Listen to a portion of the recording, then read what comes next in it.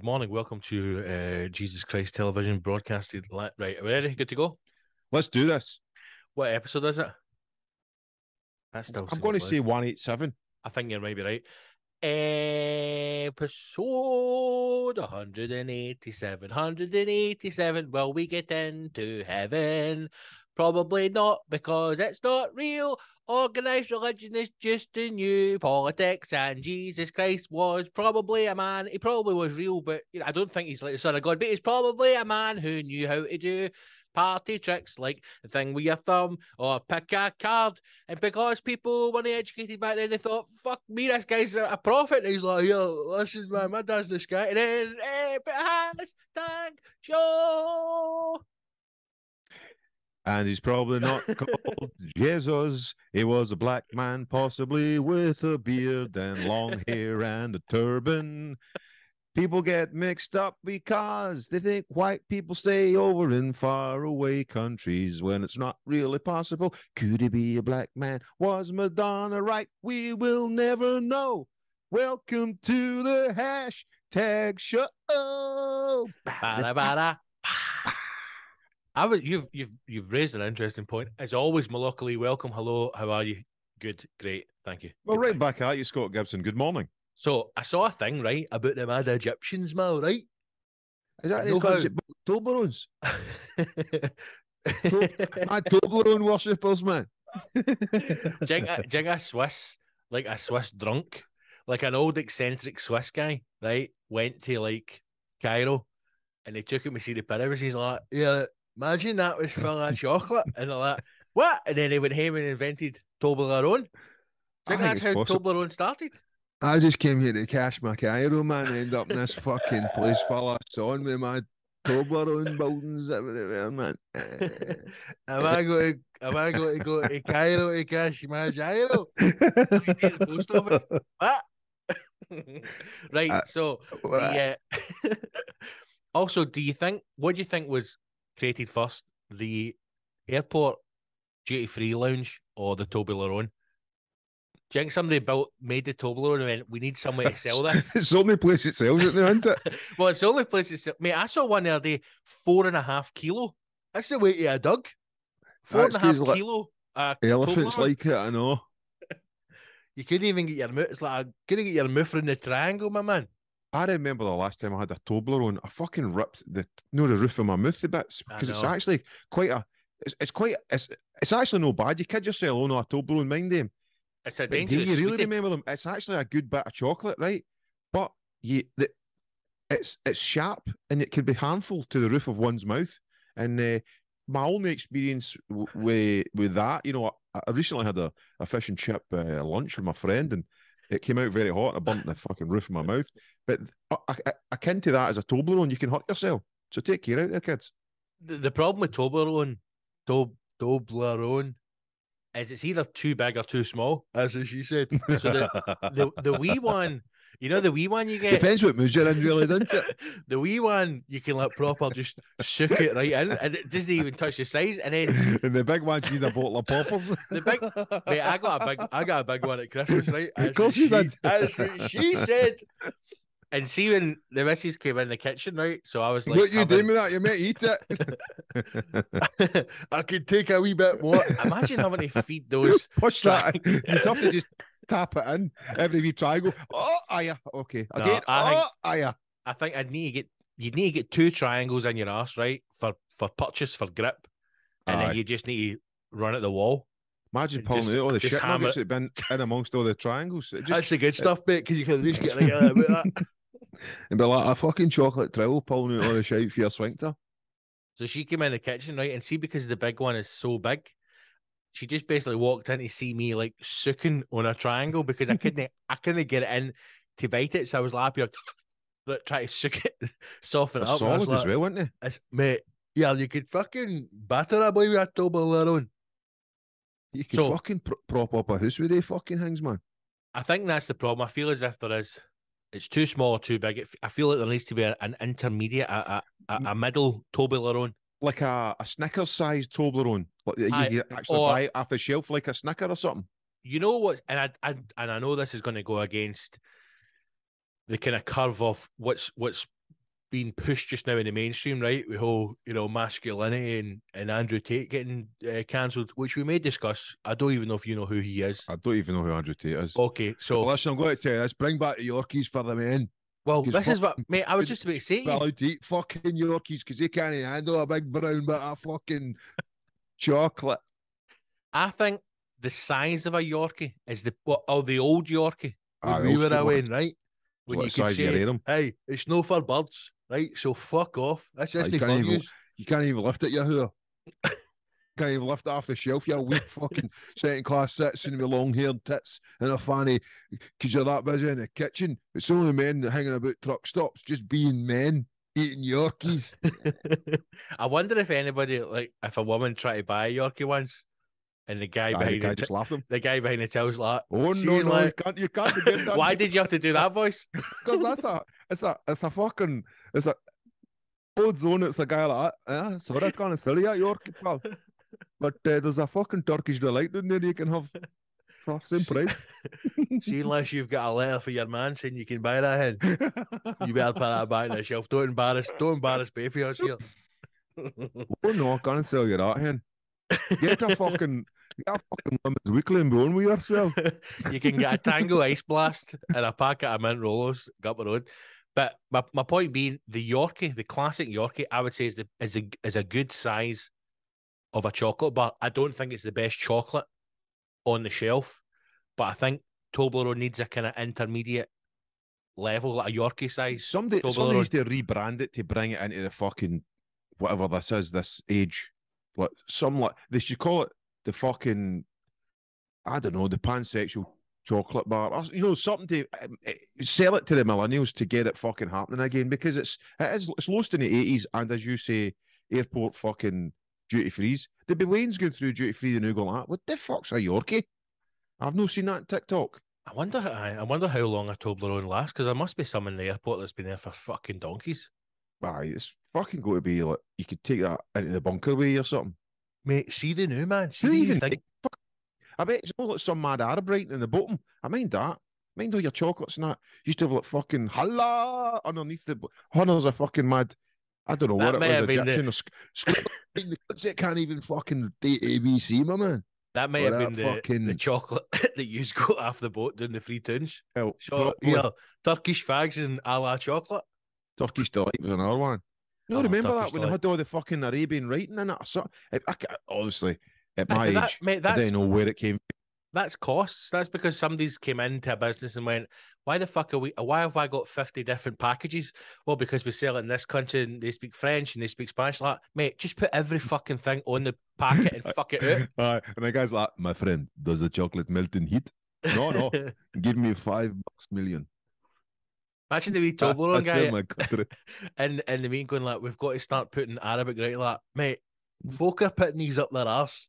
Do you think they're concerned about their language being written on the box? They cares, my man. Get it sent out. What's all that Arab stuff saying about me, that Turkish Delight, mate? I have no idea, Mark. I just make it up. Death to the infidels. The kids love it, man. They fucking can't get enough of it. Do you think there's more Toblerones in the world than people? Certainly triangles and Toblerones. No, come on, let's be honest with ourselves here. Every single airport on the planet has got, what, a couple of thousand Toblerones in it? I'd say there's more Snicker bars and Tesco's than there is in fucking Toblerones and... No, I'd say there's Where is it coming from? Who the fuck makes it? Is it Nestle or...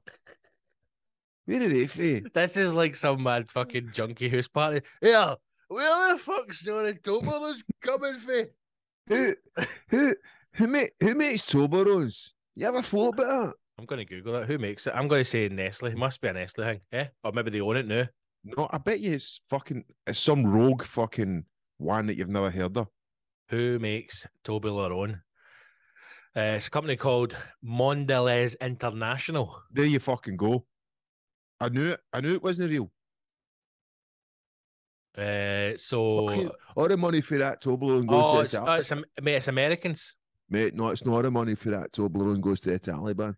So, the DVD's up the bars, man. What's what you're saying, mate? Lads, See, every time your bird buys a Toblerone in Malaga Airport, that's 42 pence to the IRA, my man. Aye, but the fags are all right because Aye. they don't blow up buildings and smoke fags. No, mate, the fags is Mossad, man.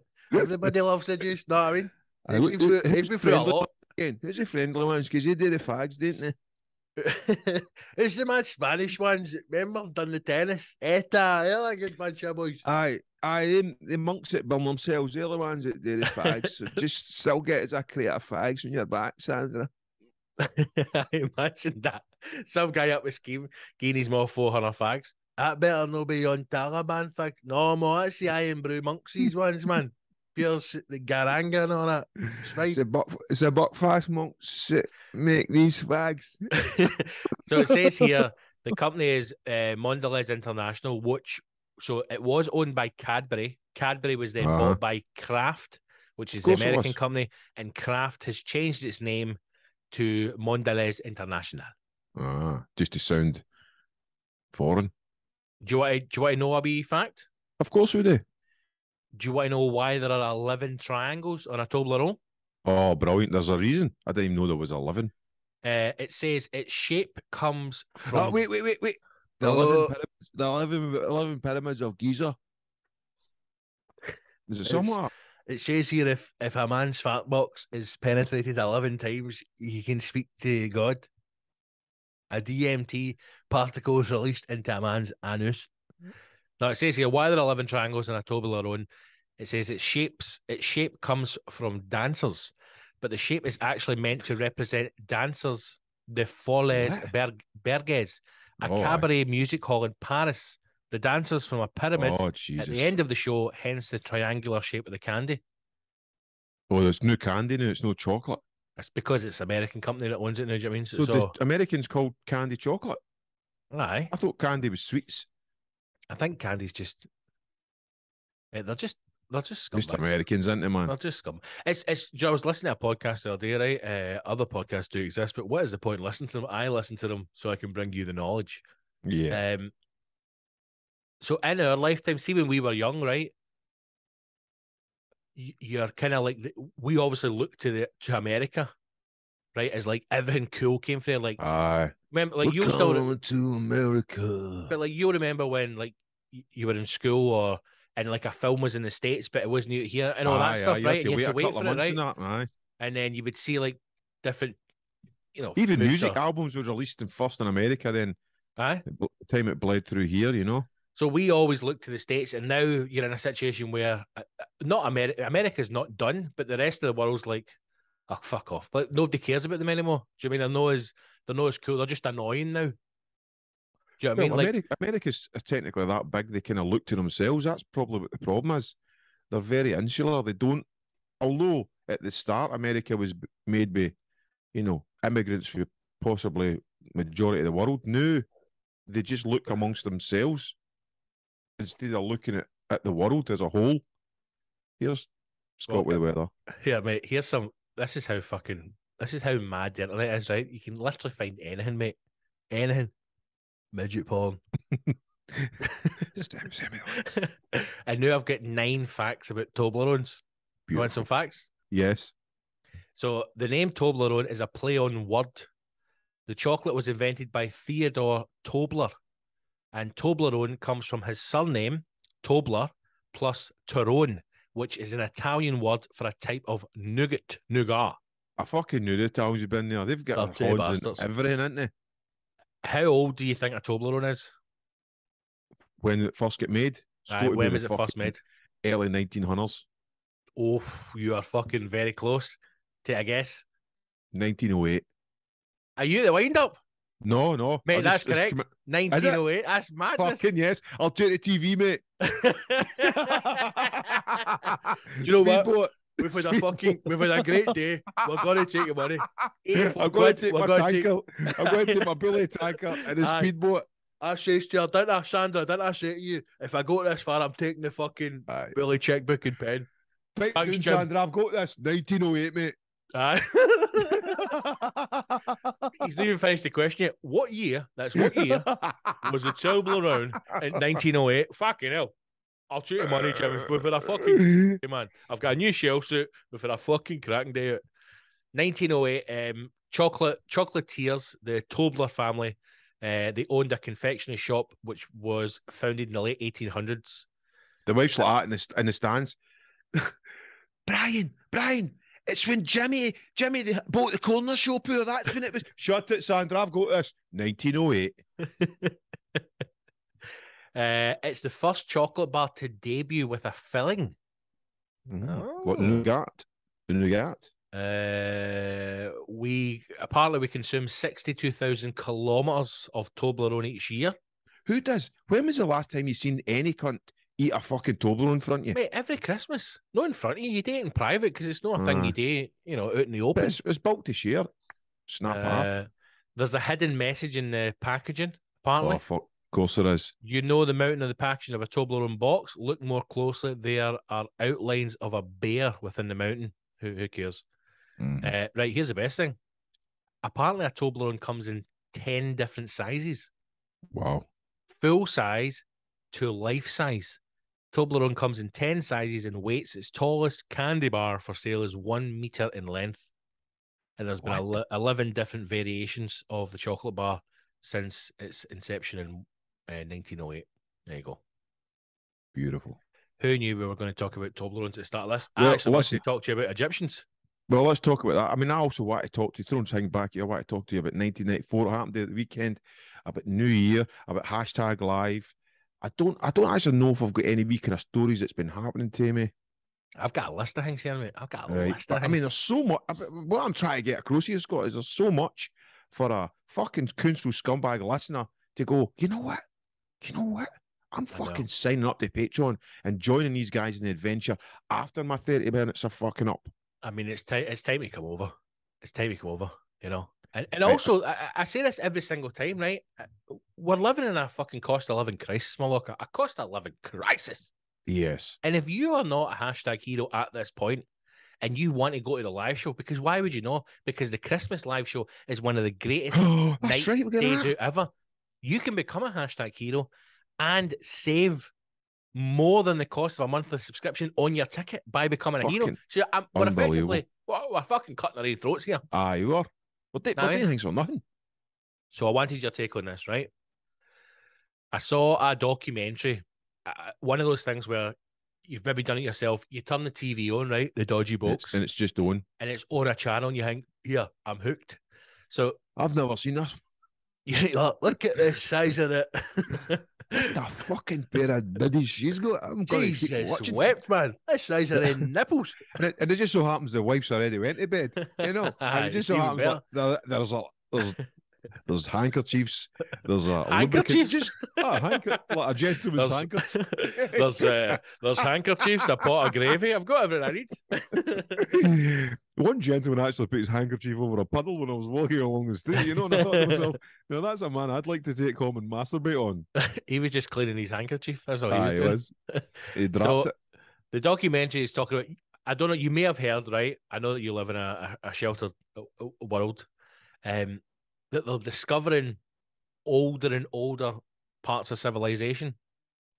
So there was I can't remember who was British or if it was French. Anyway, an explorer basically went out to the Amazon, right, and wrote back his findings that there was advanced. Wait, just recently. This happened a couple of 100 years ago. Because I was going to say he's fucking wasted time writing a letter. It's recently been proven as true. So he basically wrote his findings back. I can't remember the guy's name, right? So I apologize because this is fucking half this, right? Went out exploring.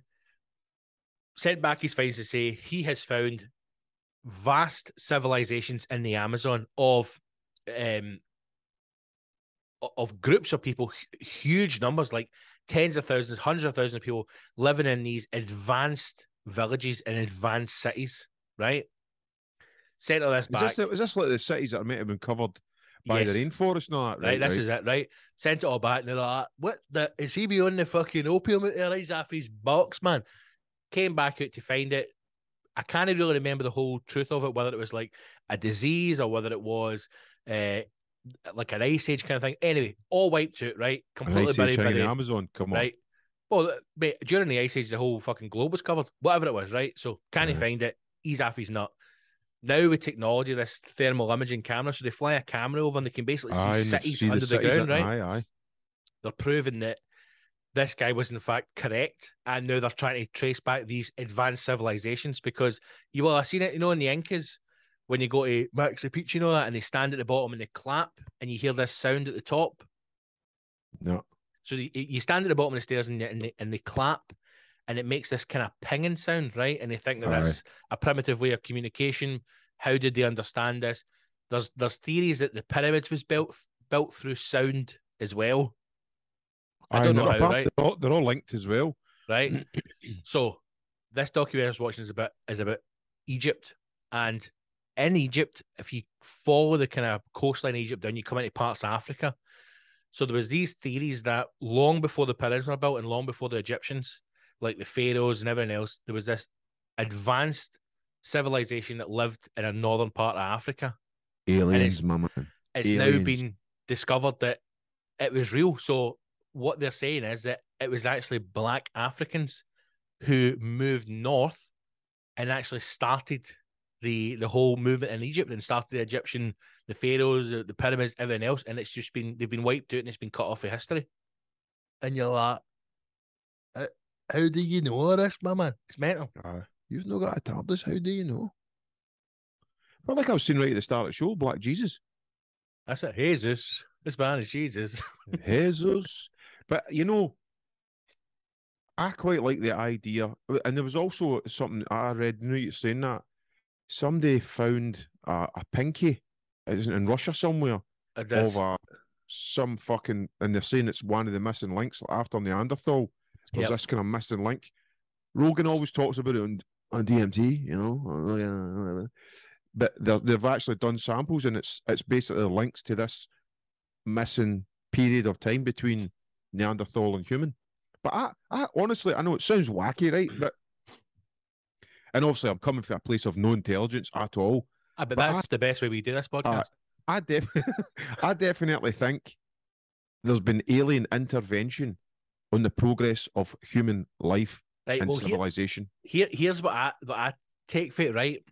For this guy who's like is it Egyptologist? Is that his name? So he's an Egyptologist, and his hold on, would you say an Egyptologist? He's not, man. Country man. Just watches that folk. So his area of expertise is all about the advancement of civilization, right? Yeah. And he says that the biggest mistake we've made is that thinking the aliens are little green men. They're right? among us. Or that aliens is like Star Trek, where we get in a ship, we travel through stars, and we meet Klingons or anyone else, right? Yeah. So he's saying that he has taken all the early forms of religion, and they all talk about this above. This journey that you take after you die, right? Where you go up to, is it Orion's belt or something, or you travel through the Milky Way. Showing the clouds, my man. You're into this afterlife, or this, whether it's your soul or whatever you believe in, right? And he is saying that, or his theory on it is that the aliens have traveled, and you need to think of aliens as an entity, not like a little green man, like fucking nanu. They've traveled through as like spores, or like they've traveled through in the air, right? And they have given us plants. They have given us the tools to connect with the universe. Yeah. Right? But we don't see it, Scott. We don't see it. So, see when cunts are like, you're taking like ayahuasca and like peyote and all that, mate. He's saying, like, see if you take these two plants, which on their own do nothing, have no purpose whatsoever, but put them together, they have this unbelievable hallucinogenic powers that takes people on this journey where you experience what it's like to be part of the universe, or what it's like for your soul to leave your body and be connected to the gods. Man. So who put the plants there, mate? Who put the plants there? And then who was like to the guy in the village, mate, see if you take that and that. He's like, no, that's minging. I'm telling you, man, see if you put that in a pot, boil it for 10 hours, talk it, tell it stories about when fucking Rangers won 9 in a row and how Alberts used to hit fucking balls for 40 yards. Take a sniff of that, mate. Bosh, up the Ryan's belt through the Milky Way. How? I'm going to throw something right back at you. What Is about there this, right? anybody out there? Aye, it's just came to me as you Obsession. were saying that. My fantasy. Obsession. That's when I wrote that obsession from DMT. So what about this? How you say after you die you go to heaven or another place? What if Yep. this is really a simulation and basically when your avatar, your human body dies, Yep. you're basically your soul, your mind is uploaded to another simulation, and that's where the idea of basically if when our simulation was first created, people were learning it and they were trying to understand folk from above and all that, and really what religion is like the Matrix.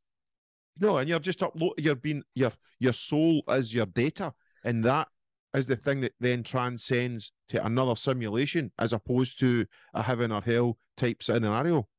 Maybe.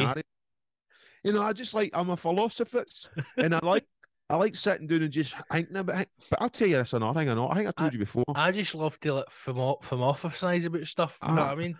I just I sit in my big chair, right, and I flop my eyes about things. And I think I work things out for folk. Folk are like, here, Mal. See, I can't get the motor to the garage because it's broke, and I'll be like that. See if it's just like a puncture. Take the wheel off and just walk to the garage with the wheel. See, I just like chat my door with answers, no questions, and I've got answers. with answers. Aye. See how the other day, right? I'm sitting in the house, right, and I'm like to myself, here, I'm just philosophizing about life, right, and I could hear this sound. It was like, ooh, ooh, and I'm like, oh, I'm being contacted for the other world, right? So I was trying to talk to the sound, and I'm like, come in and speak to me, I've got answers, and then I found out that it was just the electric meter that fucking had to put £2 in the card now. I mean, one time I know it's similar. It's like I was just like flopsizing, right, and I heard this fucking. It was just this. It was like a wee fucking voice, right, in the background, right. And I had to really struggle because I couldn't really hear it, Scott, right. And it was like I'm sure it was like saying things now, and I was fucking struggling, right. And then I was like, where is that coming from? Is that in my head? I was walking all about the house. I had to get my philosophy suit, my philosophy chair, right? And walking about the house, I'm like, hello. You know what it was? It was a fucking daft boot of mine I'd locked in the fucking toilet, and she get mad with it. And she was doing my box right in, Scott. I was like, what? Imagine the junkie Wayne's coming in. Where's my dad? Don't talk to your dad. He's in his philosophy chair. Then he's in his philosophy chair.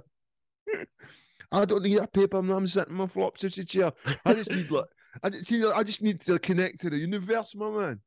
Mate, I tell you, I don't know if you've ever experienced it. There is nothing worse when you were young or you were a student and you'd go to your fucking lecky meter and you put your card in and you realise you'd already hit the emergency £5 button and it took a fiver off the fucking. I actually, I can relate to that story, but from a landlord's perspective, There's nothing I love more than chucking junkies in the street and realising they've still got 63p in the meter. Because sometimes I just sit in the philosophy chair with all the lights on, go, I'm going to burn this 63p right down, you fucking scumbags. Yeah, I had a bloody pay as you go in one of the flats I was renting, but I do Airbnb, so I would often top up, but I'd go crazy. I'd go £20. But many times indeed, I've got either the phone call saying there's a strange beeping sound in this flat, and I say, "Don't worry about that. It's just the electricity I've paid for. It's just the cameras that are. It's not the CCTV I'm getting every room. We just talked to you about the electricity. It's because we actually were away for the weekend, but we used up £7. We don't understand. Everything was switched off. You've just got a full fucking Big Brother system going. Well, what you have to understand is we've got a full hard drive backup system of every camera in that fucking house. Good times, man. Right. Should we just stop this part because we've got there's still a good bit left. There's 8 minutes left, but let's keep it rocking. The scum, but this is for the scum, I was wanting to say I've got a couple of things here to talk about if you want. Right.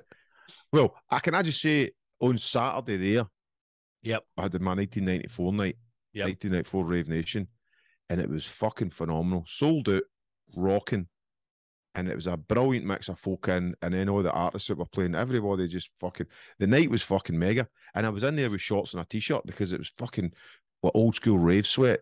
It was a brilliant night, and I just want to say to the scumbags and heroes alike, while I've got everybody's attention, I've decided today, in 1994 at New Year's Eve, something I said I wouldn't do again, but I'm doing it. Yes. Whoa. Yes. Because you know what? I had a New Year's Eve in the house. Obsession. Couple during What's your lockdown. fantasy? Obsession. You gotta manage. What you mean is, Yeah. I'll as a friend, confidant, Yeah. You business translate partner, what I mean, Scott. You associate. translate I'll what I mean. translate what you mean. You want the missus is on you to get this extension finished, and she's wanting me what done to her. So you've decided to put on a night of New Year's And charge everyone double. And she said, here's if the thing. I have to do another fucking hug my with you in this house, get out. Take your oofs and get there and fucking make money. I done 3 New Year's Eves in the house, and let's just say I'm ready to party with the best of yous, you know. And here's the thing that I'm doing for New Year's. I've got tickets up on sale now. Get the hotel booked now. I've got tickets up, and I'm trying to keep it as low priced as I possibly can. So folk are already getting ripped off with taxis, trains, everything's double bubble. The tickets are out now for 1994 New Year's Eve, and they're only £15. What about that, Scott? The same fucking price. Where is it? Classic Grand. Classic Grand. Who's playing? Just you? You doing a full thing? I have not announced the full lineup, but the lineup is a beezer. It's DJ a beezer, Gibbo. Scott. DJ Gibbo's debut set. Sadly, he was busy. He wanted double bubble. Hey, you can come on and tell a couple of your lollipops. I've got a fucking Joe. I've got a Joe Deacon Megamix. I've got a Joe Deacon Megamix on this hard drive right here. Big Joe hit the fucking meltdown, and he's listening because he's a council scumbag, and he sent me. I sent you that message he sent me. He was laughing about the Caravan of Courage episode. Then it's obviously cut out, and his next message was, "You two are a pair of cunts."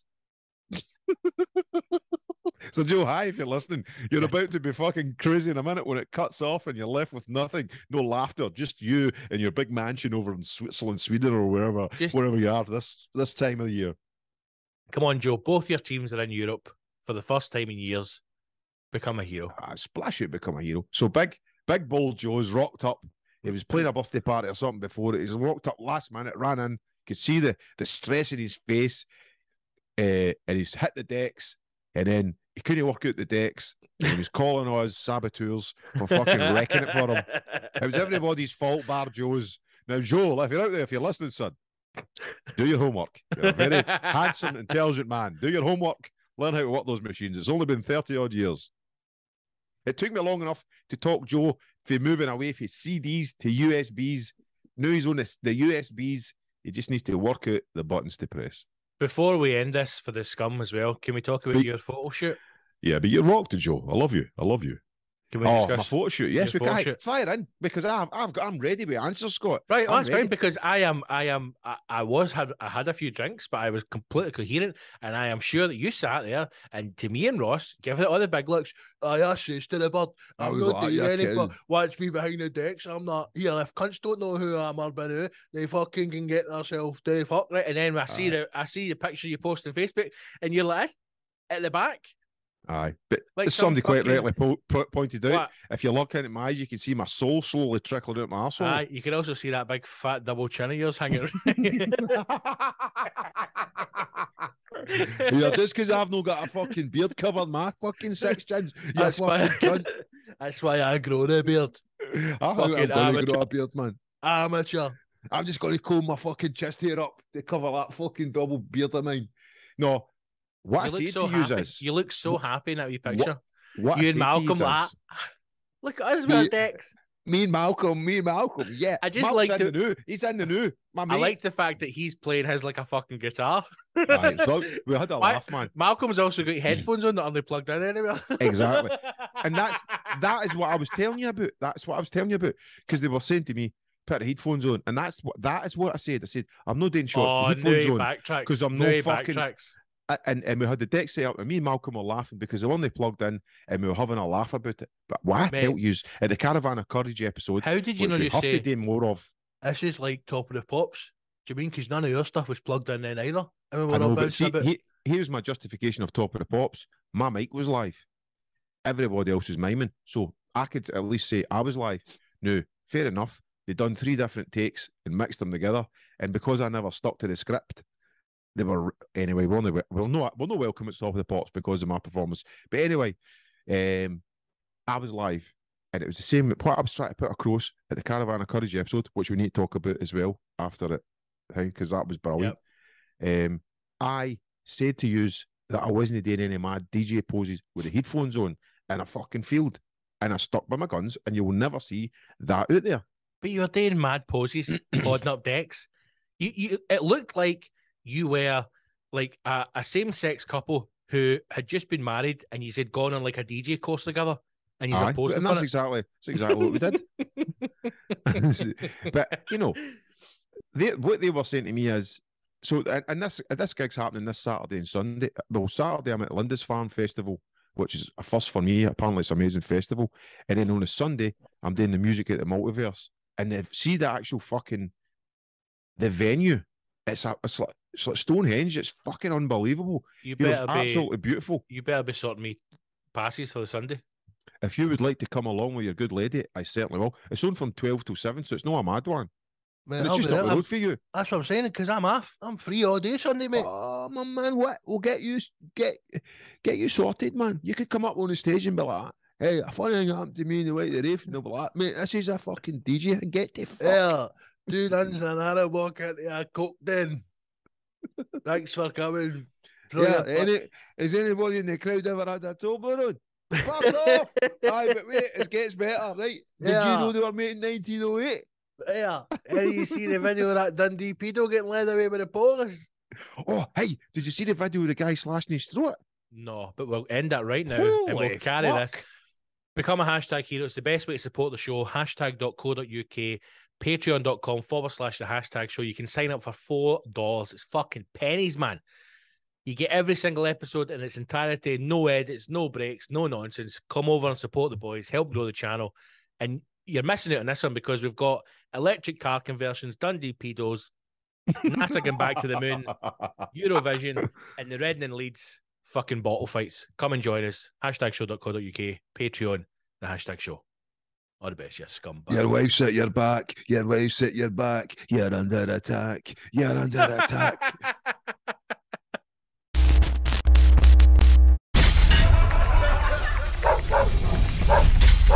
Bye, everybody. Thank you. Good night. Okay. Great. Good night. I love you. Okay. The hashtagshow.co.uk.